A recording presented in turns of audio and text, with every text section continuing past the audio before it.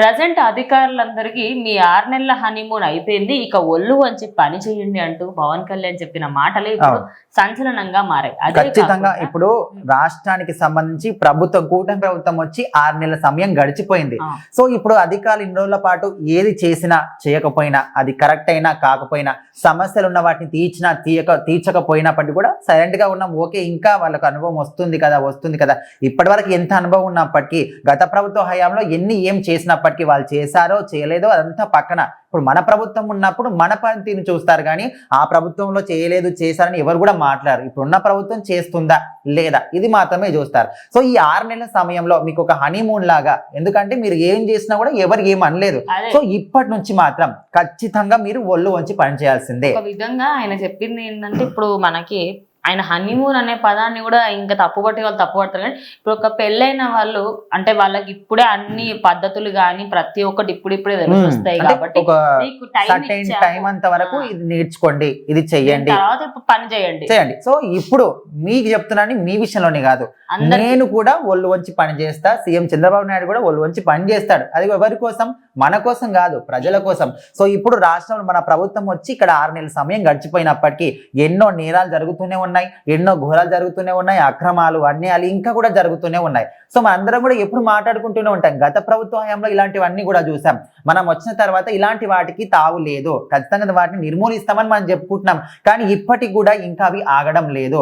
ముఖ్యంగా మనం రీసెంట్ టైంలోనే చూసుకుంటే చాలా మంది ఒక చిన్నపిల్ల బాలికల మీద అత్యాచారాలు జరుగుతున్నాయి. అదేవిధంగా కబ్జాలు కూడా ఇంకా జరుగుతున్నాయి. అదేవిధంగా పార్టీలు, అదేవిధంగా మనకు అధికారంలో ఉన్న పార్టీలో ఒక పదవుల మీద ఉన్న వ్యక్తుల మీద కూడా గత ప్రభుత్వంలో ఉన్న వాళ్ళు దాడులు చేస్తున్నారు. సో ఇవన్నీ కూడా ఎందుకు జరుగుతున్నాయి, ఇక్కడ హోంశాఖ ఏం చేస్తుంది అనే విధంగా మనం మాట్లాడడం జరిగింది. సో ముఖ్యానికి గత ప్రభుత్వ హయాంలో చూసుకుంటే వాళ్ళు ఒక దాదాపు 250 వరకు గోకులాలను నిర్మించారు. కానీ మనం ఈ 6 నెలల సమయంలోనే 12,500 వరకు గోకులాలు నిర్మించాం.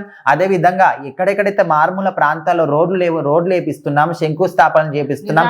ప్రతి ఒక్కటి కూడా మాత్రం మెచ్చుకోవాలి. ఎందుకంటే వైజాగ్ కానీ ఆ సైడ్ వెళ్తూ ఉంటే అక్కడ మెయిన్ హైవేస్ బాగానే ఉంటాయి, బికాజ్ అక్కడ అన్ని రవాణాలు జరుగుతుంటాయి కాబట్టి జస్ట్ మనం కొంచెం ఒక సందులోకి వెళ్ళామంటే కథం అమ్మ ఆంధ్ర రోడ్లు రాను ఆయన క్లియర్ గుర్తుపడతారు అందరూ ఆంధ్ర రోడ్స్ వచ్చాయి అని. అంటే పడుకున్న వాడు కూడా ఉలికి పడే విధంగా ఉండేవి. సో ఇప్పుడైతే ఆ రోడ్లన్నీ కూడా మరమ్మతులు చేపిస్తున్నారు. ఇప్పుడు పవన్ కళ్యాణ్ కమిట్మెంట్ ఎట్లా ఉంటుంది? రీసెంట్ గా రామ్ చరణ్ కి ఒక గేమ్స్ రిలీజ్ ఈవెంట్ జరిగినప్పుడు అక్కడ సంబంధం లేకపోయినా ఇద్దరు చనిపోయారు కాబట్టి, ఆ రోడ్ లో చనిపోయారు కాబట్టి ఆ రోడ్ నుంచి నేను వెళ్ళి వస్తాను, అప్పుడైనా ప్రభుత్వం రోడ్లు లేపిస్తుంది, గుర్తిస్తారని ఆయన నిర్ణయం అనమాట. సో ఆయన ఏది తీసుకున్నా కూడా దాని వెనకాల ఒక కారణం ఖచ్చితంగా ఉంటది. సో ఇప్పుడు కూడా 6 నెలల సమయం పూర్తి అయిపోయింది. ఇన్ని రోజుల పాటు మీరు ఏం చేసినా చేయకపోయినా ఎవరు కూడా ఏమనలేదు.